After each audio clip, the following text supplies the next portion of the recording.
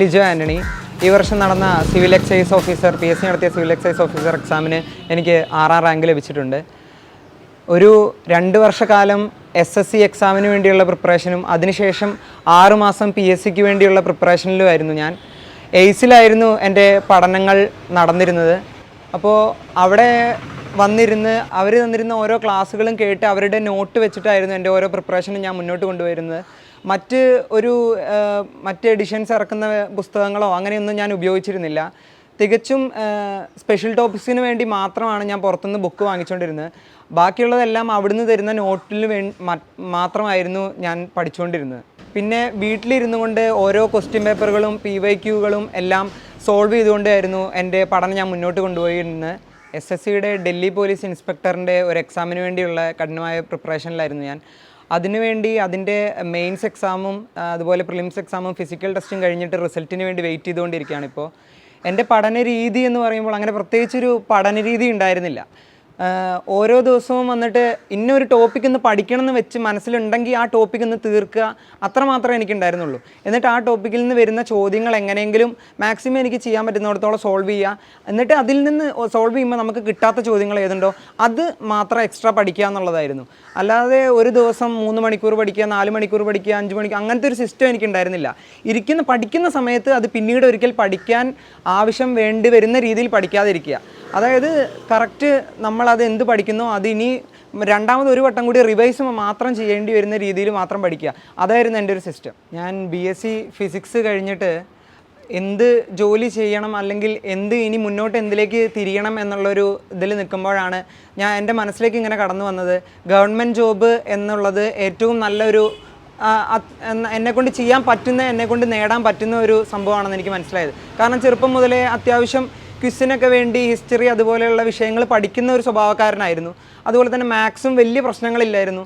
അപ്പോൾ ഇനി കുറച്ച് മലയാളം, ഇംഗ്ലീഷ് അങ്ങനത്തെ സാധനങ്ങൾ എക്സ്ട്രാ ആഡ് ചെയ്താൽ മതി എന്നുള്ളൊരു ബോധം എനിക്ക് വന്നതുകൊണ്ടാണ് ഞാൻ അതിലേക്ക് തിരിയാമെന്ന് വന്നത്.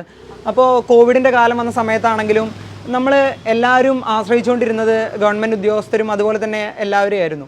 അപ്പോൾ ഞാൻ ഡിഗ്രി പഠിച്ച് തീർക്കുന്ന കാലഘട്ടം എന്ന് പറയുന്നത് തന്നെ ഞാൻ 2ാം വർഷം ഡിഗ്രി പഠിക്കുമ്പോൾ തന്നെ കോവിഡ് വന്ന കാലഘട്ടമായിരുന്നു. അപ്പോൾ 2ാം വർഷം മൊത്തമായിട്ട് എനിക്ക് നഷ്ടപ്പെട്ട ഒരു കാലഘട്ടമായിരുന്നു.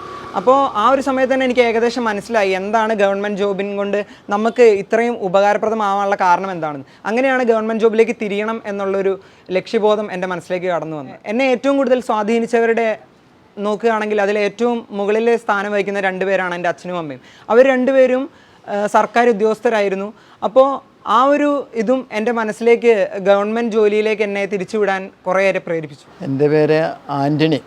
കോഴിക്കോട് സാമൂതിരി ഗുരുവായൂരപ്പൻ കോളേജിലെ അക്കൗണ്ട്സ് ഓഫീസറായിട്ട് റിട്ടയർ ചെയ്ത ഒരാളാണ്. എൻ്റെ മോനിപ്പോൾ എക്സൈസ് ഓഫീസർ 6ാം റാങ്കിൽ ലഭിച്ചിട്ടുണ്ട്. അവനെ ഒരു ഗവൺമെൻറ് സർവീസിലേക്ക് കൊണ്ടുവരണമെന്നുള്ള ഒരു കാഴ്ചപ്പാടായിരുന്നു ഞങ്ങൾക്ക് 2 പേർക്കും ഉണ്ടായിരുന്നത്. അവനെ പഠിത്തത്തിൻ്റെ കാര്യത്തിൽ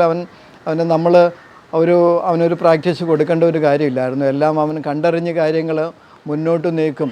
ഏത് കാര്യങ്ങളായാലും പറഞ്ഞു കൊടുക്കുന്നതിനുപരിയായിട്ട് അവൻ പാഠ്യഭാഗം അവൻ കൃത്യമായിട്ട് രാത്രി വൈകിയാണെങ്കിലും ഇരുന്ന് പഠിച്ച് മുന്നോട്ട് കൊണ്ടുപോകുന്ന ഒരു രീതിയാണ് അവനുണ്ടായിരുന്നത്. മാത്രമല്ല അവന് സ്പോർട്സിലായാലും മറ്റ് മേഖലകളിലായാലും ആർട്സിൻ്റെ കാര്യത്തിലും സ്പോർട്സ് കാര്യത്തിലും അവനെ മികവ് പുലർത്തുന്നുണ്ട്. ഇതോടൊപ്പം തന്നെ ഈ പഠനത്തോടൊപ്പം തന്നെ സ്പോർട്സ് എവിടെ ഫുട്ബോളിൻ്റെ കളിയുണ്ടോ ആ കളിയിലും അവനെ പോയി പങ്കെടുക്കാറുണ്ട്, കളിക്കാറുണ്ട്. ഞാൻ ലില്ലി ആൻ്റണി, പിന്നെ മലപ്പുറം MSP ഹയർ സെക്കൻഡറി സ്കൂളിൽ നിന്ന് റിട്ടയർഡായ അധ്യാപികയാണ്. ഞങ്ങൾക്ക് 2 മക്കളാണ്. മോന് ലിജോ ആൻ്റണി, മോള് ലിൻഡ ആൻ്റണി. മോളും എയ്സിൽ പഠിച്ചിരുന്നു, മോനും എയ്സിൽ പഠിച്ചു. അവൻ ഡിഗ്രി ക്രൈസ്റ്റിലായിരുന്നു. ഡിഗ്രി കഴിഞ്ഞിട്ട് ഞങ്ങൾ ഇങ്ങനെ ആലോചിച്ചപ്പം PSC കോച്ചിങ് അല്ലെങ്കിൽ ഒരു SSC കോച്ചിങ് ആ ഒരു ലെവലിലേക്ക് ഞങ്ങൾ രണ്ടാളും ഒരു ഗവൺമെൻറ് സർവീസിൽ നിന്ന് റിട്ടയർഡ് ആയതുകൊണ്ട് മക്കളെ ആ രീതിയിലേക്ക് നയിക്കാം എന്ന് ആദ്യം തന്നെ വിചാരിക്കുകയുണ്ടായി. അപ്പോൾ ചെറുപ്പം മുതലേ ഇവൻ എല്ലാ ക്വിസ് കോമ്പറ്റീഷനും പോകുമായിരുന്നു. അപ്പോൾ എല്ലാത്തിനും ഞാനിങ്ങനെ കൊണ്ടുപോകുമായിരുന്നു. അപ്പം തന്നെ എൻ്റെ മനസ്സിലുണ്ട് ഇവനെ ഈ ഒരു ഫീൽഡിലേക്ക് തന്നെ തിരിക്കണമെന്ന്. അങ്ങനെ തന്നെ ഡിഗ്രി കഴിഞ്ഞ് കഴിഞ്ഞപ്പം അവൻ കോച്ചിങ്ങിന് ചേർന്നു. ഒരു കൊല്ലം കോച്ചിങ്ങിന് ചേർന്ന് എയ്സിൽ കോച്ചിങ്ങിൽ ചേർന്ന് അവൻ്റെ ഒരു പഠന രീതി എന്ന് പറഞ്ഞാൽ പഠിക്കാൻ ഇരുന്ന് കഴിഞ്ഞാൽ വളരെ കൃത്യമായിട്ട് എന്ത് പഠിക്കുന്നു, എയ്സിലെ നോട്ടാണെങ്കിലും അത് ഏത് പല ടെസ്റ്റുകൾ പ്രിപ്പയർ ചെയ്തിട്ട് അവൻ സ്വന്തമായിട്ടൊരു നോട്ട് ഉണ്ടാക്കും. ആ നോട്ട് വളരെ ഉപകാരപ്രദമാണ് അവന്. ആ എയ്സിലെ നോട്ടുകൾ വെച്ചിട്ട് അവൻ സ്വന്തമായിട്ട് നോട്ട് ഉണ്ടാക്കിയിട്ടാണ് അവൻ പഠിക്കുന്നത്. പിന്നെ പരീക്ഷയോട് അടുത്ത സമയത്ത് ഒരു ടെസ്റ്റും അവൻ വായിക്കാറില്ല. ഈ എഴുതി അവൻ പ്രിപ്പയർ ചെയ്ത നോട്ടുകളാണ്. ഡിഗ്രിക്കും SLC തൊട്ടേ അവൻ അങ്ങനെയാണ് ചെയ്തുകൊണ്ടിരുന്നത്. SLC +2 ഒക്കെ അവന് ഫുൾ A+ ഉണ്ടായിരുന്നു. ആ SLC +2 ഡിഗ്രിക്കും അങ്ങനെ തന്നെയായിരുന്നു. സ്റ്റഡി ലീവ് ആകുമ്പോഴത്തേനും ഇവിടെ വരും. ഇവിടെ വന്നിട്ട് ഞാൻ പിന്നെ ഇവൻ പഠിക്കുന്ന സമയത്ത് ഞാൻ എന്തെങ്കിലും ഡ്രിങ്ക്സോ അങ്ങനെ ഓരോന്നോരോന്നും ഉണ്ടാക്കി കൊടുക്കും. കൃത്യമായി പഠിക്കുന്ന സമയത്ത് അവൻ കൃത്യമായിട്ട് പഠനത്തിൽ ശ്രദ്ധ കേന്ദ്രീകരിച്ചിട്ടുണ്ടായിരുന്നു. അതിൻ്റെ ഒരു അനന്തരഫലമാണ് ഇപ്പോൾ 23-ാം വയസ്സിൽ പിന്നെ എയ്സിൻ്റെ ഒരു കോച്ചിങ്ങും കൂടെ കിട്ടിയത് കൊണ്ട് അവന് 23-ാം വയസ്സ് കഴിഞ്ഞ് 24-ാം വയസ്സായപ്പോൾ തന്നെ ഒരു ലിസ്റ്റിൽ കയറിപ്പെടാനും അതേമാതിരി എന്താ പറയുക 6ാം റാങ്ക് ലഭിക്കാനും ഇടയായി. എനിക്ക് എയ്സ് സജസ്റ്റ് ചെയ്തത് എൻ്റെ ചേച്ചിയായിരുന്നു. ചേച്ചി ഡിഗ്രിയും PGയും പഠിച്ചു കഴിഞ്ഞ കാലഘട്ടത്തിൽ PSCക്ക് പ്രിപ്പയർ ചെയ്യാൻ വേണ്ടി എയ്സിൽ പഠിച്ചിരുന്നു. അത് അവൾക്ക് വളരെ ഹെൽപ്ഫുള്ളായിരുന്നു. അതുപോലെ തന്നെ ചേച്ചിയുടെ സജഷൻ കൊണ്ട് ഞാൻ കറക്റ്റ് സ്ഥലത്താണ് PSCയുടെ കോച്ചിങ്ങിന് വേണ്ടി ചെന്നെത്തിയെന്ന് എനിക്ക് മനസ്സിലായി. കാരണം വളരെ കുറഞ്ഞൊരു കാലഘട്ടം കൊണ്ട് തന്നെ എനിക്ക് അവർ പഠിപ്പിച്ച കാര്യങ്ങളെല്ലാം മനസ്സിലാക്കി എടുക്കാൻ പറ്റിയത് കൊണ്ട് തന്നെ എനിക്കൊരു ലിസ്റ്റിൽ കയറാൻ പറ്റി. ഇപ്പോൾ ചേച്ചി ഒരു അധ്യാപികയാണ്. അതുപോലെ ചേച്ചിയുടെ ഹസ്ബൻഡ് ഒരു സിവിൽ എഞ്ചിനീയറാണ്. അവർ രണ്ടുപേരും വയനാട്ടിലാണ്.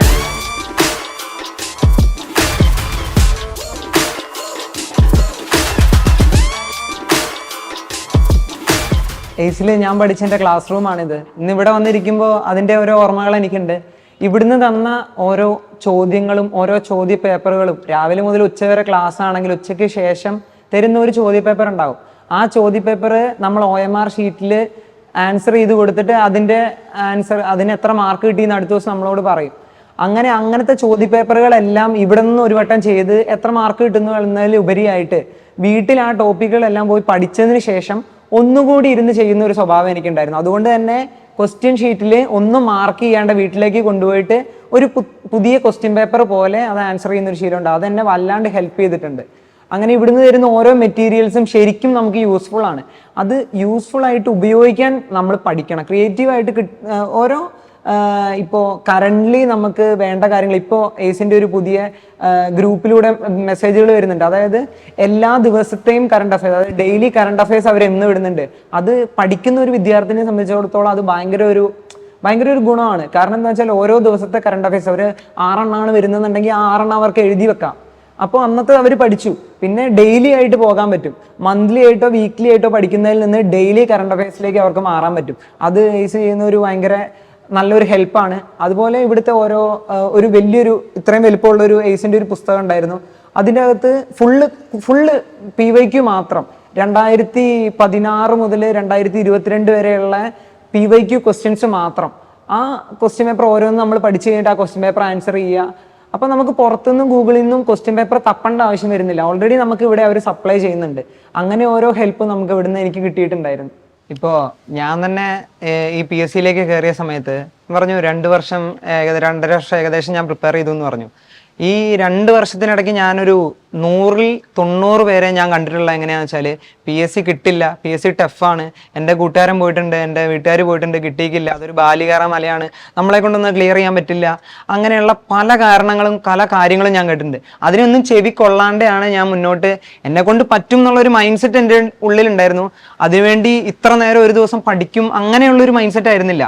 പഠിക്കുന്ന സാധനങ്ങൾ വൃത്തിക്ക് ഞാൻ പഠിക്കും എന്നുള്ള ഒരു മൈൻഡ് സെറ്റ് വെച്ചിട്ടായിരുന്നു ഞാൻ പഠിച്ചുകൊണ്ടിരുന്നത്. അതേപോലെ ഇപ്പോൾ PSCയിലേക്ക് ഇറങ്ങുന്ന ഇനി വരുന്ന ഓരോ എക്സാമിലേക്ക് ഇറങ്ങുന്ന ആളാണെങ്കിലും ഇപ്പോൾ പ്രിപ്പയർ ചെയ്തുകൊണ്ടിരിക്കുന്ന ആളാണെങ്കിലും എനിക്ക് അവരോടൊക്കെ പറയാനുള്ള ഒരു കാര്യമുള്ളൂ, ബാക്കിയുള്ളവർ എന്ത് വേണമെങ്കിലും പറഞ്ഞിട്ട് അത് നമ്മുടെ വിഷയമല്ല. നമ്മളതിനെ കുറിച്ച് കെയർ ചെയ്യേ ചെയ്യണ്ട. പക്ഷേ നമ്മളെ കൊണ്ട് പറ്റുന്നുള്ള ഒരു ബോധം നമുക്ക് ഉണ്ടെന്നുണ്ടെങ്കിൽ ഷുവറായിട്ട് നിങ്ങൾ പഠിക്കുന്നതിന് റിസൾട്ട് കിട്ടും. എന്ത് തന്നെ ആയാലും റിസൾട്ട് കിട്ടും.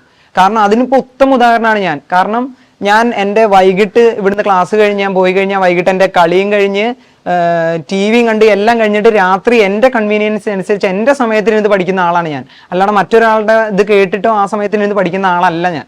അപ്പൊ അങ്ങനെ ഒരാൾക്ക് കിട്ടാമെങ്കിൽ ഇത്രയും വൃത്തിയായിട്ടിരുന്ന് പഠിക്കുന്നത് നിങ്ങൾക്ക് ഓരോരുത്തർക്കും എന്തായാലും കിട്ടും. ഒരുപാട് കാലഘട്ടത്തിന്റെ പ്രിപ്പറേഷൻ ഒന്നും ഇതിന് വേണമെന്നുമില്ല. ഇരുന്ന് പഠിക്കുന്ന 6 മാസമാണെങ്കിൽ 6 മാസം, ആ 6 മാസം കൊണ്ട് മാത്രം നിങ്ങൾക്ക് വൃത്തിക്ക് പഠിച്ചു കഴിഞ്ഞാൽ എന്തൊക്കെ പഠിക്കണമെന്നും ഏതൊക്കെ ടോപ്പിക്കാണ് നിങ്ങൾ എടുത്ത് പഠിക്കേണ്ടതെന്നുള്ള കാര്യങ്ങൾ സ്ട്രെസ് ചെയ്ത് പഠിച്ചു കഴിഞ്ഞാലും അതുപോലെ സ്പെഷ്യൽ ടോപ്പിക് എല്ലാം എടുത്ത് പഠിച്ചു കഴിഞ്ഞാൽ ഷുവറായിട്ട് നിങ്ങൾക്ക് കിട്ടും. ഏറ്റവും ടോപ്പിലുള്ള എക്സാമിന് വേണ്ടി നിങ്ങൾ പ്രിപ്പയർ ചെയ്യുക. അത് കിട്ടിയില്ലെങ്കിൽ അതിന്റെ താഴെയുള്ള ഏതെങ്കിലും ഒരു എക്സാം എന്തായാലും നിങ്ങൾക്ക് കിട്ടും. അക്കാര്യത്തിൽ ഒരു സംശയമുള്ളത്. 2024 എക്സൈസ് എക്സാമിന് വേണ്ടി പ്രിപ്പയർ ചെയ്തപ്പോൾ 2023 ഏപ്രിൽ മുതലുള്ള കറണ്ട് അഫയേഴ്സ് ആയിരുന്നു ഞാൻ പ്രിപ്പയർ ചെയ്തിരുന്നു.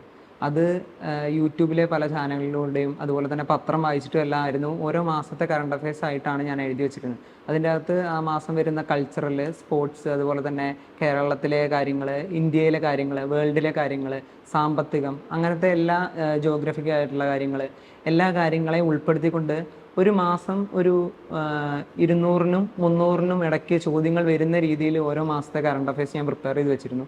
പ്രിപ്പയർ ചെയ്യുന്നതിലൂടെ അത് ഓരോ മാസത്തെ പഠിച്ചും പോകലായിരുന്നു എൻ്റെ രീതി. ഈ എക്സാമിനാണെങ്കിൽ തന്നെ കറണ്ട് അഫയേഴ്സ് നമുക്ക് വലിയൊരു ഇതായിരുന്നു. കാരണം എന്താണെന്ന് വെച്ചാൽ 10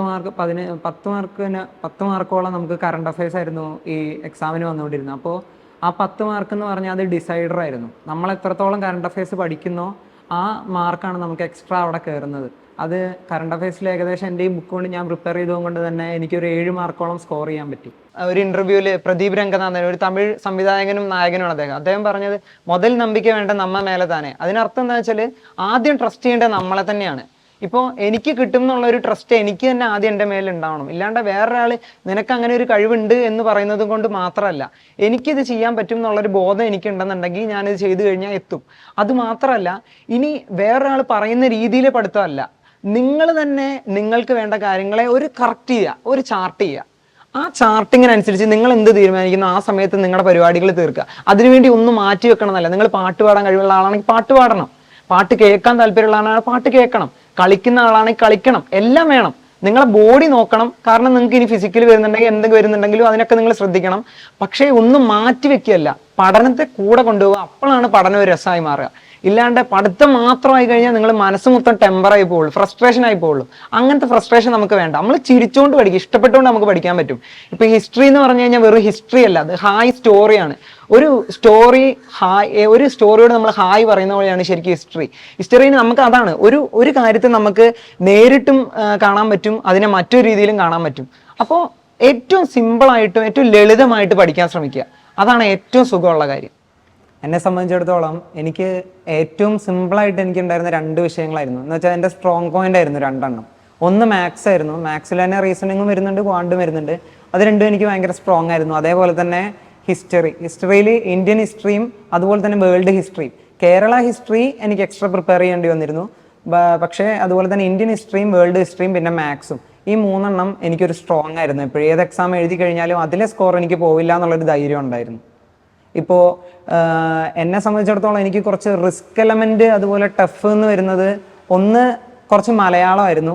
മലയാളത്തിൻ്റെ കുറച്ച് ഗ്രാമർ അങ്ങനത്തെ ഐറ്റംസ്, അതുപോലെ തന്നെ പിന്നെ ജോഗ്രഫി എന്നെ സംബന്ധിച്ചിടത്തോളം കുറച്ച് ടഫായിട്ടുള്ള കാര്യങ്ങളായിരുന്നു. ബാക്കിയെല്ലാം തന്നെ മേക്കപ്പ് ചെയ്ത് വരാൻ പറ്റുന്ന രീതിയിലായിരുന്നു. ഇപ്പോൾ ഞാൻ പറഞ്ഞു 2-2.5 വർഷക്കാലം ഈ കോമ്പറ്റേറ്റീവ് എക്സാമിന് വേണ്ടി പ്രിപ്പയർ ചെയ്തുകൊണ്ടിരിക്കുകയാണെന്ന്. അപ്പോൾ ഈ ഡിഗ്രി കഴിഞ്ഞതിന് ശേഷം മറ്റൊരു പ്രൊഫഷണൽ ഡിഗ്രിയോ PGയോ ഒന്നും ചെയ്യാണ്ട് ഇതിലേക്ക് തിരിയുന്ന ഒരു റിസ്ക് ആണെന്നുള്ള കാര്യം എനിക്ക് നേരത്തെ അറിയായിരുന്നു. അപ്പോൾ ഓരോ വർഷം കഴിയുമ്പോഴും ഓരോ സ്ഥലത്ത് പോകുമ്പോഴും ഓരോരുത്തർ ചോദിക്കുന്ന ഇതാണ്, എന്താ ഇപ്പോൾ ചെയ്യുന്നത്, നമ്മളെന്താ ചെയ്യുന്നതെന്ന് ഓൾറെഡി അവർക്ക് അറിയാം. ഇപ്പോൾ 100 വട്ടം പറഞ്ഞിട്ടുണ്ടാവും ഞാനിപ്പോൾ PSCക്ക് അല്ലെങ്കിൽ SSCക്ക് പ്രിപ്പയർ ചെയ്തുകൊണ്ടിരിക്കുകയാണ്, അവർക്ക് അറിയാം. എങ്കിലും നമ്മുടെ വായിൽ നിന്ന് തന്നെ ഇപ്പോഴും പ്രിപ്പയർ ചെയ്തുകൊണ്ടിരിക്കുകയാണ്, കിട്ടിയിട്ടില്ല എന്നുള്ള കാര്യം അവർക്ക് അറിയണം. അതിനുവേണ്ടി കുറേ വട്ടം ചോദിച്ചിട്ടുണ്ടായിരുന്നു. അപ്പോൾ ഇങ്ങനെ ഒരു ലിസ്റ്റിൽ വന്നതിന് ശേഷം അങ്ങനെയുള്ള പലർക്കും പറയുന്ന രീതി മാറി കൺഗ്രാജുലേഷൻ എന്നുള്ളതിലേക്ക് വരുമ്പോൾ നമുക്ക് ഉള്ളിൽ കിട്ടുന്ന ഒരു സന്തോഷം എന്ന് പറഞ്ഞാൽ അത് ശരിക്കും ഭയങ്കര പറഞ്ഞറിയിക്കാൻ പറ്റാത്ത കാര്യമാണ്. അത് നിങ്ങൾ ഓരോരുത്തരും ആ ഒരു സന്തോഷം നിങ്ങൾ ഓരോരുത്തരും രുചിച്ചറിയണം. ശരിക്കും ഞാൻ PSCക്ക് പഠിച്ചുകൊണ്ടിരിക്കുമ്പോൾ ഇപ്പോഴും ആണെങ്കിലും എനിക്ക് ഏറ്റവും ഇഷ്ടമുള്ള എൻ്റെ ഹോബി എന്ന് പറഞ്ഞാൽ ഫുട്ബോൾ കളിക്കുക, അതേപോലെ തന്നെ ബാസ്കറ്റ് ബോൾ കളിക്കുക എല്ലാമാണ്. അപ്പോൾ വൈകിട്ട് ഒരു 4:30-5 മണി എന്നുള്ളൊരു സമയം ഉണ്ടെന്നുണ്ടെങ്കിൽ ഷുവറായിട്ട് ഞാൻ കളിക്കാൻ പോയിട്ടുണ്ടാവും. അത് ഇപ്പോൾ ഞാൻ എന്നും കളിക്കുന്ന ഗ്രൗണ്ടിൽ കളിയില്ലേ വേറെ എവിടെയെങ്കിലും ഗ്രൗണ്ടിൽ കളി ഉണ്ടെങ്കിൽ ഞാൻ അവിടെ പോയി കളിച്ചിട്ടുണ്ടാവും. കാരണം എൻ്റെ പഠിത്തത്തിനിടയ്ക്കുള്ള അല്ലെങ്കിൽ മറ്റെന്ത് കാര്യത്തിനിടയ്ക്കുള്ള ഫ്രസ്ട്രേഷനും എല്ലാ ഇതും വേദനകളും എല്ലാം തീർക്കുന്ന എൻ്റെ ഏറ്റവും വലിയ ലഹരിയാണ് ഈ ഫുട്ബോൾ കളി, അതുപോലെ തന്നെ ബാസ്കറ്റ് ബോൾ കളിയെല്ലാം. അതുകൊണ്ട് തന്നെ നിങ്ങൾക്ക് ഏറ്റവും ടഫായിട്ടോ എന്തെങ്കിലുമൊക്കെ നിങ്ങൾ പഠിച്ച ആകെ മൊത്തം പ്രശ്നമായിട്ടിരിക്കുന്ന സമയത്ത് നിങ്ങൾക്ക് ഏറ്റവും ഇഷ്ടമുള്ള കാര്യം, ഇപ്പോൾ പാട്ട് പാടാനുള്ളതായിരിക്കാം, ചിലവർക്ക് ആക്ട് ചെയ്യാനുള്ള കഴിവായിരിക്കാം, അങ്ങനെ എന്തെങ്കിലുമൊക്കെ ഉണ്ടെങ്കിൽ പാട്ട് കേൾക്കാൻ ആസ്വദിക്കാനുള്ളതായിരിക്കാം, അങ്ങനെ എന്തെങ്കിലുമൊക്കെ ഉണ്ടെങ്കിൽ അങ്ങനത്തെ ഓരോന്നും ചെയ്യുക. മാക്സിമം ഈ ഫോണിലെ കളികൾ, അതുപോലെ തന്നെ മറ്റേ വീഡിയോ ഗെയിംസ്, അങ്ങനത്തെ സംഭവങ്ങളിൽ നിന്നൊക്കെ ഒന്ന് മാറിയിട്ട് ഗ്രൗണ്ടിലേക്ക് ഇറങ്ങുക. ഇപ്പം നിങ്ങൾക്ക് വലുതായിട്ട് കളിക്കുന്നില്ലെങ്കിൽ ജസ്റ്റ് ഒരു 2 റൗണ്ട് ഓടുക. നിങ്ങൾ ഏറ്റവും ഹാപ്പി ആവുന്ന കാര്യം എന്താണോ അത് ചെയ്യുക. അപ്പം നിങ്ങൾ മൈൻഡ് ഒന്ന് ഫ്രീ ആവും, ഒന്ന് റിലീവ് കിട്ടും. അപ്പോൾ നിങ്ങൾക്ക് പിന്നെയും തിരിച്ച് നിങ്ങൾ പഠനത്തിലേക്ക് ഇറങ്ങുമ്പോൾ നിങ്ങൾക്ക് ഒരു ഫ്രഷ്നെസ് കിട്ടും. ആ ഫ്രഷ്നെസ് ആണ് നിങ്ങൾക്ക് പുതിയ കാര്യങ്ങൾ പഠിക്കാനും പുതിയ കാര്യങ്ങൾ അക്വയർ ചെയ്യാനുള്ള നിങ്ങളുടെ ശക്തിയായിട്ട് വരിക. ഇപ്പോൾ നമ്മളൊക്കെ ഒരുപാട് കേൾക്കുന്ന കാര്യം എന്താണെന്നറിയാം, ഇപ്പോഴത്തെ തലമുറയെല്ലാം ലഹരിക്കും അതുപോലെ തന്നെ മറ്റ് സംഭവങ്ങൾക്കെല്ലാം അടിമകളായിട്ട് അവരൊന്നും ഗ്രൗണ്ടിലും അതുപോലെ തന്നെ ഇതിലൊന്നും ഇറങ്ങുന്നില്ല. ഇപ്പോൾ ലെഷർ ടൈമെല്ലാം ഡ്രഗ്സിലും അതുപോലെ തന്നെ മറ്റ് ഇതിലും എല്ലാം ഇൻവെസ്റ്റ് ചെയ്യുന്ന എൻ്റെ പ്രിയ കൂട്ടുകാരോടാണ് എനിക്ക് പറയാനുള്ളത്. നിങ്ങൾ അതിൽ നിന്നൊന്ന് മാറി ഇതിൻ്റെ ലഹരിയിലേക്കൊന്ന് വന്നു കഴിഞ്ഞാൽ പിന്നെ നിങ്ങൾക്ക് തിരിച്ചു പോകാൻ പറ്റില്ല. അപ്പോൾ also it's good for health and also for wealth. അപ്പോൾ ഡോണ്ട് റിലേ ഓൺ ഡ്രഗ്സ്. എനിക്ക് അത്ര നിങ്ങളോട് എല്ലാവരോടും പറയാനുള്ളൂ.